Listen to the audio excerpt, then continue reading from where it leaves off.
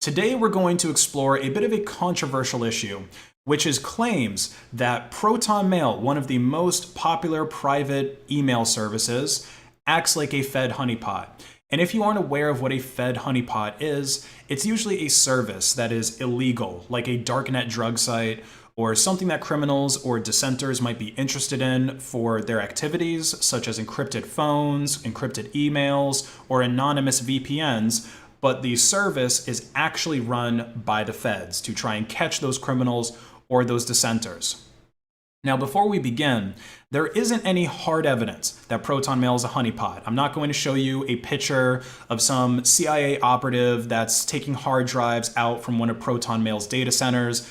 There's nothing like that, but there is a lot of suspicious activity going on with Proton Mail, and in some cases, it's the same kind of activity that we see with known honeypots.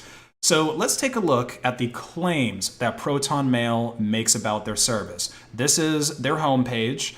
So we see it's a secure email based in Switzerland, secure your communications with Proton Mail. So Proton Mail claims to be secure. Swiss privacy. Data security and neutrality, it's incorporated in Switzerland and all our servers are located in Switzerland, so that means that all the user data is protected by Swiss privacy laws. End-to-end encryption, anonymous email, open source, easy to use, and they have a calendar and Drive, which is just talking about their features. So these are a lot of bold claims, especially the ones that are made up here about the end-to-end encryption and the anonymous email service. So let's compare this to another supposedly private email service, cock.li.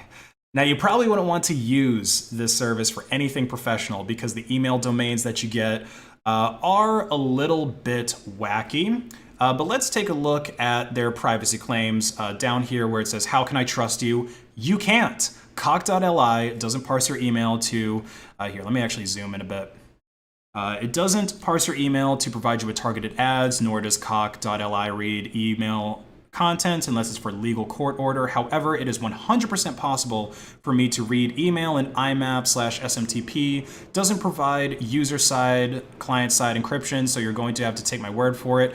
Any encryption implementation will still technically allow me to read email too. This was true for LavaBit as well.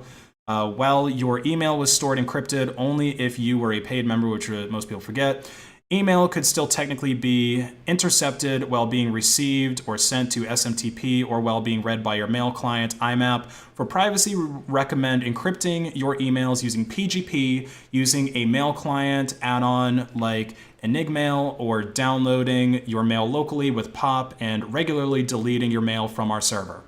So although, they have kind of funny domains and everything, this is actually an honest description of what a so-called private email service can do for you.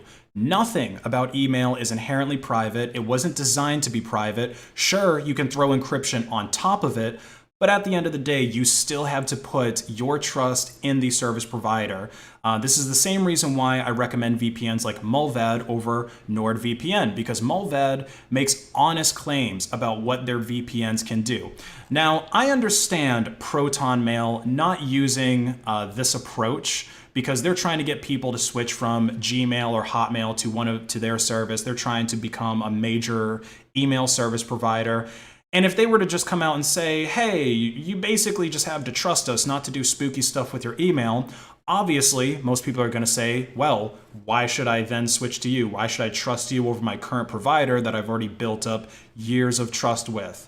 So let's start looking at some of these other claims, like the end-to-end encryption. The Hated One actually has an entire video about this subject. So you could check that out if you want more information on this specifically. But essentially, the encryption that Proton Mail provides in their browser application, which is this here, like if you're going into it through the browser, it isn't as reliable as the encryption that would be on Android, iOS, or a desktop app. It's more vulnerable to man-in-the-middle attacks.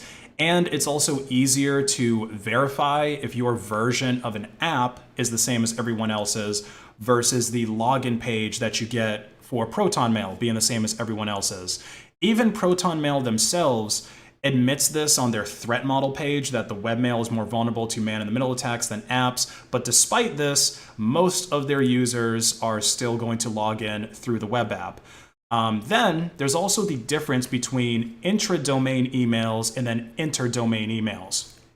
So intra-domain would be when one Proton Mail user is sending messages to another Proton Mail user, which can be encrypted so long as the provider actually implements it, because encrypted POP3 and encrypted IMAP, they usually aren't the default protocols, but let's assume that they are doing all of that. If you wanted to instead send an email from Proton Mail to Gmail, that's going to be an inter-domain exchange, and it requires two different mail transfer agents, in this case Proton Mail and Gmail, to talk to one another. And this communication between the MTAs is going to use SMTP port 25, which cannot be encrypted. They have to communicate in plain text, so anybody who's sniffing the traffic between these MTAs are going to be able to see the plain text. Or maybe it's going to be encoded in base 64, but that's very trivial to decode. Anyone who knows how to sniff traffic knows how to decode base 64. The metadata of your emails is also not encrypted, and this metadata often includes things like your IP addresses, the email server's IP address, the name of your computer, timestamps of when the messages were sent, the subject line of the email, and of course, the email address of both the sender and the recipient. So with all that in mind, let's re-examine Proton Mail's claim about end-to-end encryption. We use end-to-end encryption and zero-access encryption to secure emails. This means we cannot decrypt and read your emails. As a result, your encrypted emails cannot be shared with third parties. So the only way to try and interpret this to be a factual statement would be when they say that zero-access encryption to secured emails, as in the only secured email that you can use is Proton Mail. Because any domain outside of Proton Mail, whether it's Tutanota, cock.li, or Gmail, it's not going to be fully encrypted. Now, it is possible to encrypt the body and attachments with PGP, which is the separate technology that Proton Mail just makes easy for people to use. Like, they'll automatically try to do the PGP encryption.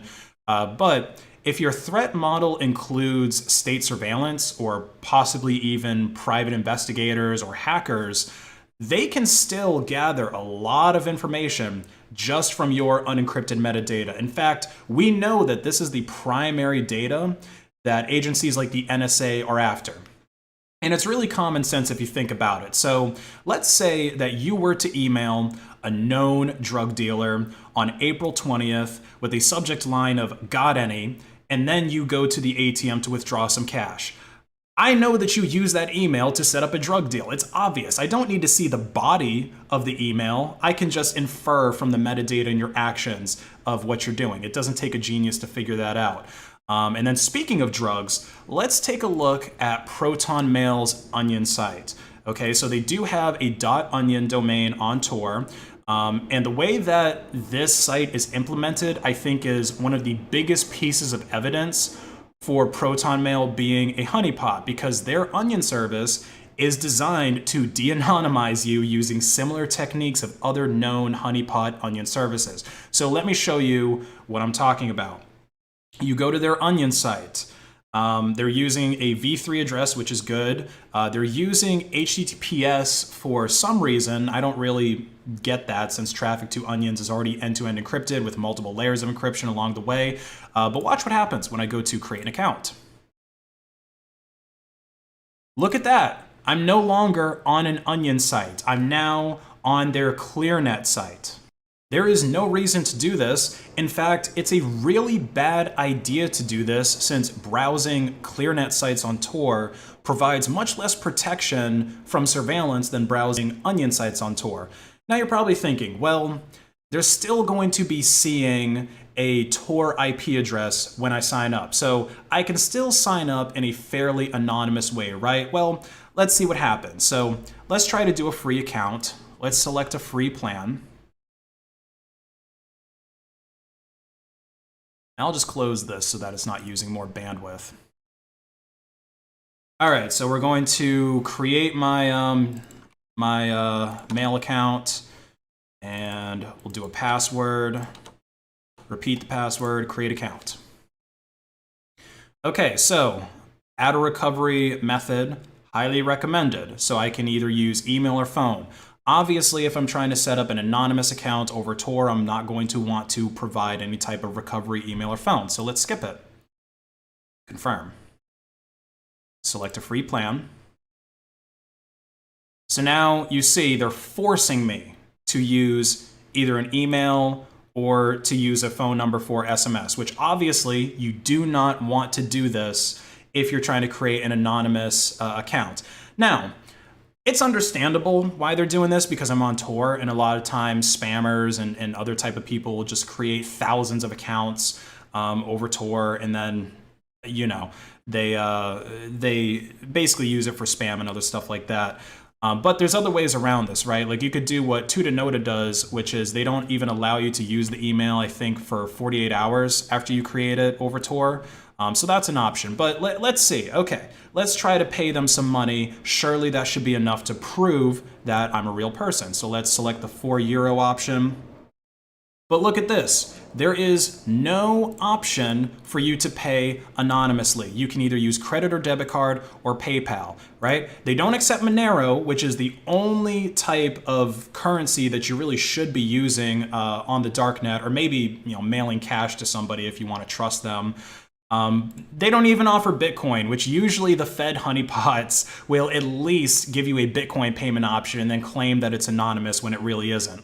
So if we go back to Proton Mail and examine the claim of anonymous email, no personal information is required to create your secure email account. That is a lie. And I just proved that it's a lie. By default, we do not keep any IP logs which can be linked to your anonymous email account. Well, here's the problem. So, you know, you're saying that you don't keep IP logs, but the thing is you need to have my IP in order for the service to work. It's not like we're using ARPANET or some other exotic networking protocol that doesn't require using an IP address. Like, you need to have it. Not communicating without an IP address would be like trying to send a letter in the mail without putting a street address down. And instead of me just being able to censor my own IP by signing up over Tor, you don't give me that option. You're just telling me, oh, we don't keep your IP address. Trust us. So this claim of anonymous email is completely false, and this claim of end-to-end encryption is, I guess, kind of sort of false. Again, if you interpret it as meaning secure emails only being Proton Mail, then I guess it's true. So these are the biggest concerns that I have about Proton Mail. There's also an article on Privacy Watchdog called The Truth About Proton Mail, which lists out, I think, is it 11? Yeah, so there's 11 other reasons not to trust Proton Mail.